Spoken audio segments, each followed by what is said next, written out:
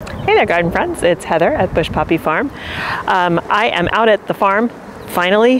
Jeez, it's been hard to get out here, honestly. There's been a lot going on. My book is coming out, and so I've had a lot of knitting stuff I've needed to be doing. I still have patterns I need to rewrite, adjust, photos to take, all that kind of stuff.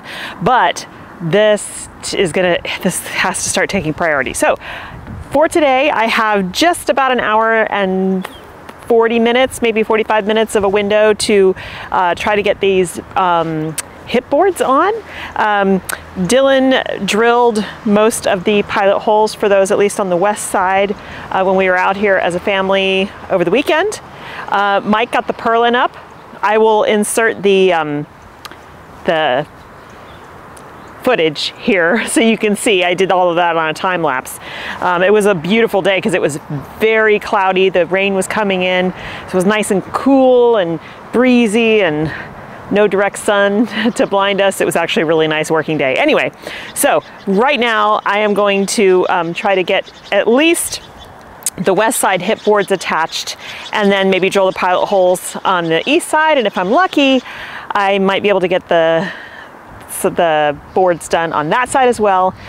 Then the next thing is to attach the channel lock for the wiggle wire. We do need a ladder for that for the top bows, so I'm going to need some help. I'm hoping we can come out this weekend and get some done. And then also continuing to work on digging the holes for the fence. Let me show you what I'm talking about here. So these sleeves are meant to just be pounded into the ground to about here. Which is then where you slide the gate post into the top here, and they're supposed to stand upright. But as you can see, this ground is mostly gravel. It is hard like concrete, and so they don't just pound in. We've had to use a digging pole to dig holes, which takes a very long time, and now we're gonna have to cement these in. We have 3 more to go because we have 2 fences. I mean, 2 gates, so it's a challenge. So anyway, I'm gonna start on the hip boards, and hopefully I can get that project done today, because at least I'll start to feel like we're moving along. I have got to also order compost for out here. I need about 10 yards, because as soon as the silage tarp comes off of the upper field, I need to broad fork those beds, add the compost, and then transplant. And I need to do the same thing, only I'm gonna till. I normally don't till, but the soil down here in the hoop house area is just so terrible. It's really compact. I'm gonna rent a tiller, I'm gonna till it deeply. This will be the only time, hopefully. Then I'm gonna reshape the beds, add the compost, and then transplant. But first, we have to get the hoop house up. And before I transplant in the upper field, we have to get the fence up. Otherwise the deer will just take what we transplant. So a lot to do in a very short period of time, because we're starting to run out of frost-free days. So I'm gonna get to work.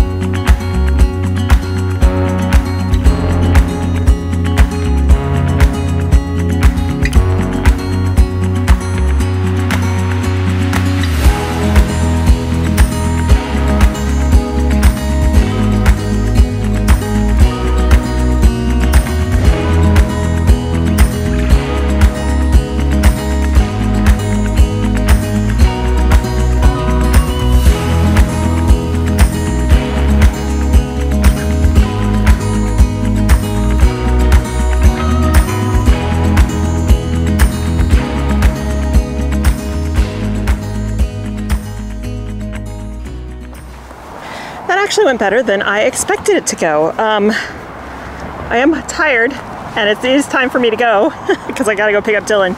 But I got almost all the boards put on, It's gonna look wonky until I get the brackets that join the boards together on. So let me show you. Here is the west side, the hip boards. So I'm gonna get a bracket and attach these, and the reason they're uneven is because the ground is very uneven, so we did the best we could. It doesn't really matter, because all that really matters is that these are just to hold the channel lock in place.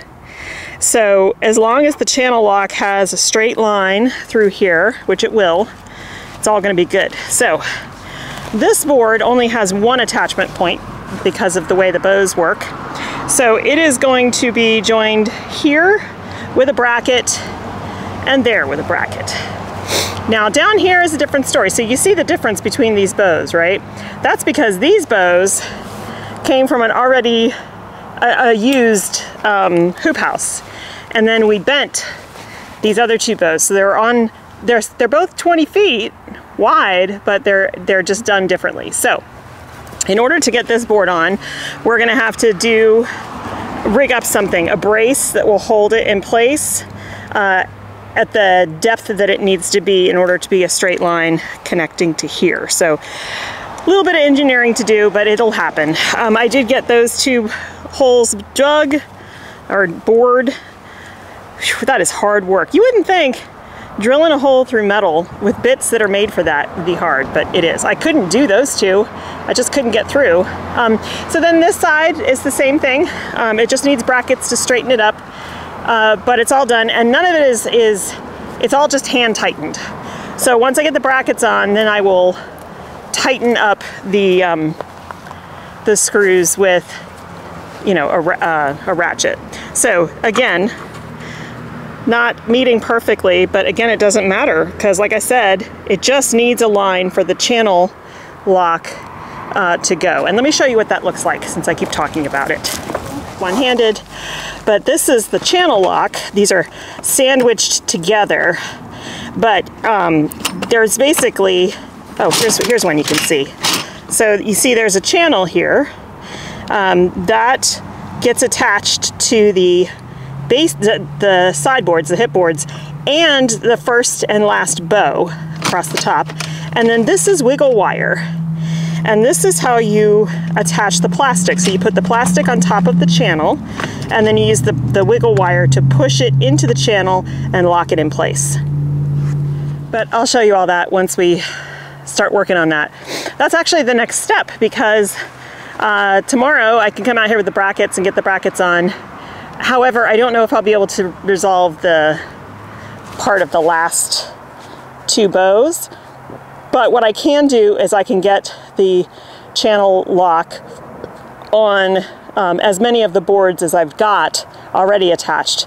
So I'll work on that tomorrow, and then this weekend I'm asking for family help again, because if we can get, which I think we can this weekend, if we can get the channel lock installed on the first and last bow and all the boards are in, we could pull the plastic this weekend. And then all I have to do is put the sides, the roll-up sides on, which is still a big job, but the majority of the work will be done. So I'm gonna go ahead and order my compost.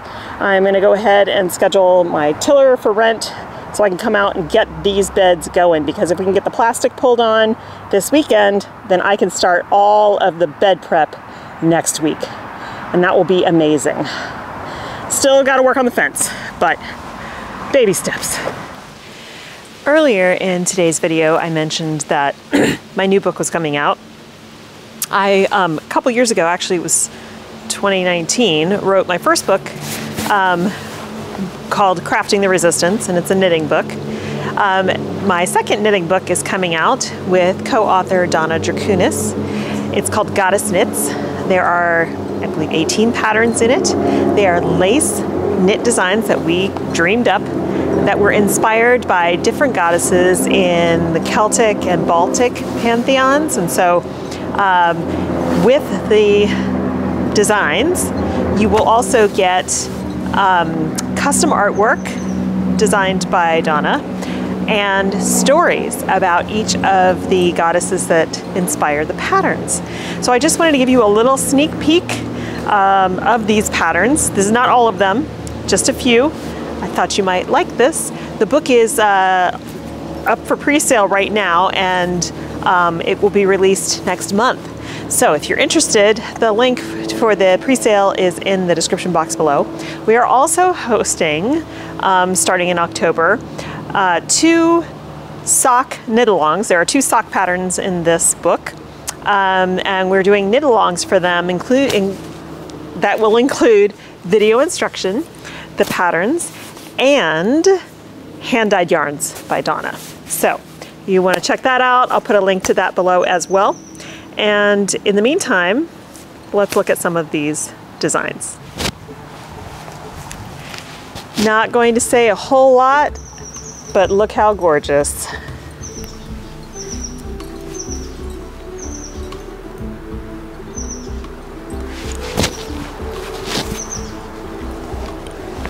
If you're a knitter, you'll really enjoy knitting these. If you're not, looking at the patterns and the artwork is fun too.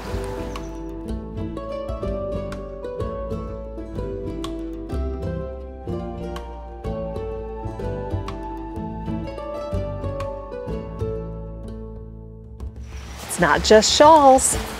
We have hats as well. Hats, socks, even a market bag, and a couple of interesting patterns. This one is a hooded cloak.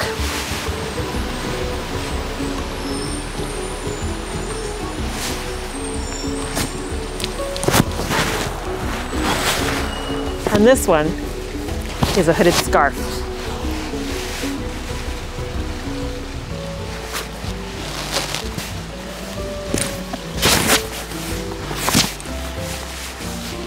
It's not cold enough to wear it yet, but it will be. So that is a sneak peek at some of the patterns for the upcoming book Goddess Knits with me and Donna Drakunis. As I said, the link will be in the description box below, so if you're interested in checking that out, please do. And also if you want to join us for the knit along that's starting soon, do that as well. So that's it for today. Thank you so much for joining me today. I really appreciate you hanging out with me.